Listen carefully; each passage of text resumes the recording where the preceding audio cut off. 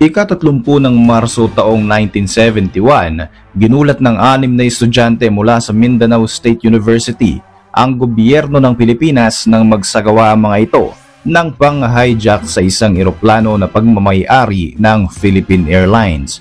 Ang kanilang layunin ang magtungo sa China upang maranasan ang buhay sa bansang ito na nasa ilalim ng komunismo.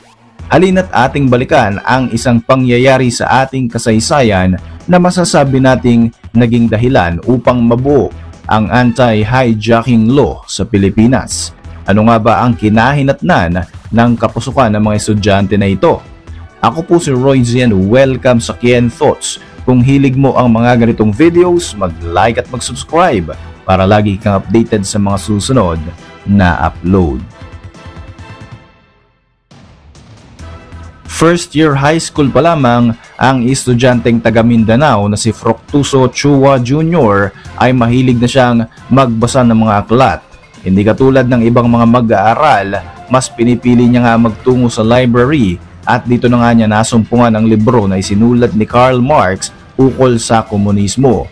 Labis na napukaw ng ideolohiya na ito at mga prinsipyo ng komunismo ang kaisipan ni Fructuso.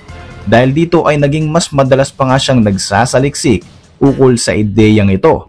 Mas lumalim pa nga ang interes ni Chua sa komunismo nang makabasa siya ng mga doktrina tungkol dito na nanggaling naman sa mga bansang China at Russia. Pinangarap na ng estudyante na ito na makapunta sa mga bansa na Russia at China upang personal na maobserbahan at maranasan ang klase ng gobyerno na mayroon sila. Nadala ni Fructuso ang kanyang interes sa komunismo hanggang sa siya ay magkolehiyo. Dahil nga mahilig sa politika, kumuha siya ng kursong Political Science sa Mindanao State University sa Marawi.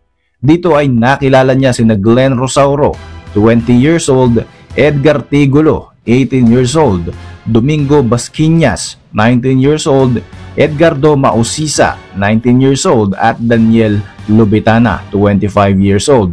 Katulad ni Fructuso, malaki ang interes ng 5 mag-aaral na ito sa ideya ng komunismo. Sa panahong ito nga ay pinakamatanda si Fructuso sa grupo sa edad na 28 years old, kaya siya ang pinakang leader ng grupo ng mga hijackers. Sa tuwing magsasama-sama nga ang magkakaibigan, madalas nilang mapag-usapan ang ideya ng komunismo hanggang sa isang araw nga ay ikinuwento ni Fructuso sa grupo na pangarap niya talagang makarating sa China upang personal na maranasan at maobserbahan kung paano namumuhay ang mga tao sa isang communist country. Nagustuhan ng kanyang mga kaibigan ang ideya na ito hanggang sa napagplanuhan na nga nila kung paano ang gagawin upang makarating sa bansang China. Nagkaroon sila ng brainstorming. Una nga nilang naisip ang magrenta ng isang yate. Plano nila itong nakawin at kalaunan ay idediretso nila patungo sa China. Gayunpaman, hindi nila itinuloy ang plano na ito dahil sa rami na rin na mga posibleng aberya na kanilang makakaharap. Una nga rito ay hindi naman kasi nakadesign ang yate para sa malayuang pagbiyahe. Isa pa nga ay kapag inabot sila ng bagyo sa karagatan ay siguradong magiging delikado ito para sa kanila. Dito na pumasok ang ideya na mang-hijack sila ng eroplano para makarating sa komunistang bansa kahit na aminado si Chua na takot siya talagang sumakay ng eroplano. Dahil wala naman silang sapat na perang pangbili ng tiket para sa 6 na katao, dumiskarte ang grupo ng pagkakakitaan. Gamit ang projector ng isa sa kanila, nagsagawa sila ng mga film showing sa kanilang campus at sinisingil nila ang mga estudyante na gustong manood ng pelikula. Makalipas nga ang 4 na buwan ay nakaipon na nga sila ng sapat na salapi para makapunta ng Maynila upang makabili ng plane ticket. Ang ama ng isa sa kanila ay may mga koleksyon naman ng baril. Kumuha nga siya ng ilan sa mga baril na ito at dinala sa kanilang pagbiyahe. Noong March 30, 1971, nasa ikalawang termino na noon bilang Pangulo ng Pilipinas si Ferdinand Marcos Sr. Sa panahong ito ay unti-unti nang dumarami ang mga rebelding grupo na kumakalaban sa gobyerno. Nang araw na ito ay bumiyahe na nga patungo sa Maynila ang grupo ni Fructuso. Mahaba-haba rin ang kanilang naging biyahe sakay ng barko mula Marawi patungo sa Maynila. Sapat lamang ang perang kanilang naipon upang makabiyahe at makabili ng 6 na plane ticket. Dahil nga rito ay gutom na sila pagdating sa Maynila. Sobrang haba pa ng proseso na kanilang tiniis bago makasakay ng eroplano. Pero kahit na gutom sila at kinakabahan sa kanilang gagawin, hindi ito naging hadlang para ituloy nila ang kanilang pang-hijack. Matagumpay nilang naipuslit mula sa airport security ang kanilang mga armas papasok sa eroplano ng Philippine Airlines BAC-111 na may ruta mula Maynila patungong Davao. Nang magtungo sa cockpit ng eroplano ang dalawa sa kanila, nakita nila ang stewardess ng eroplano na naghahanda ng pangmerienda para sa mga pasahero. Upang hindi mapagsuspetsahan, nagkunwari ang dalawa na hinahanap lamang nila ang lavatory ng eroplano. Agad din silang bumalik sa kanilang assigned seat at kumain pang samantala. Makalipas ang 20 minuto, muling sinubukan ng dalawa sa kanila na magtungo sa cockpit ng eroplano. Napansin naman ni Fructuso na nagsagawa na ng 180-degree turn ang eroplano. Ibig sabihin ay matagumpay na ngang nakapasok ang kanyang mga kasamahan sa cockpit. Maya-maya pa nga inilapitan na siya ng isang stewardess na nagngangalang Elizabeth. Sinabi nito sa kanya na may mga taong gustong kumausap sa kanya sa loob mismo ng cockpit. Ito na nga ang signal na kanilang hinihintay. Tumayo si Fructuso at 3 sa kanyang mga kasamahan at dito na nga nila isinagawa ang kanilang pang-hijack. Inilabas ng mga ito ang kanilang bitbit na mga armas at pagkatapos ay maririnig mula sa intercom ang pag-aanunsyo ni Rosauro na tutungo na ang eroplanong sinasakyan nila sa China imbis na sa Davao. Pinayuhan pa ng grupo ang ibang mga pasahero na maging kalmado lamang dahil di umano ay hindi naman nila planong saktan ang mga ito, bagkus ay gusto lamang nilang makarating sa China. Palihim na kinakabahan na nga sa mga nangyayari si Fructuso Chua Jr. lalo pat sinabi ng piloto ng eroplano na kulang ang kanilang gasolina para makarating sa China. Napaisip siya at baka nga biglang bumagsak ang eroplano dahil sa kakulungan sa kanilang fuel. Nabuhayan siya ng loob nang sinabi ni Captain Misa na pwede man silang mag-refuel sa Hong Kong kung papayag ang mga hijackers. Dahil na rin sa assurance na lalapag lamang sila sa Hong Kong upang mag-refuel at tanging fuel truck lamang at isang crew ang lalapit sa eroplano. Agad na rin pumayag ang mga hijackers at pansamantalang naglanding sila sa Hong Kong. Paglapag nila sa Kai Tak International Airport ng Hong Kong, napansin na agad ni Rosauro ang mga papalapit na British Commando helicopters. Agad niyang inutusan ng piloto ng PAL na bigyan ng warning ang mga papalapit na British Assault Team at wag na wag daw itong papasok sa loob ng eroplano. Tila naintindihan naman ng mga British Commando kung gaano kaseryoso ang sitwasyon na ito kaya't minabuti na lamang nila na mag-stand down.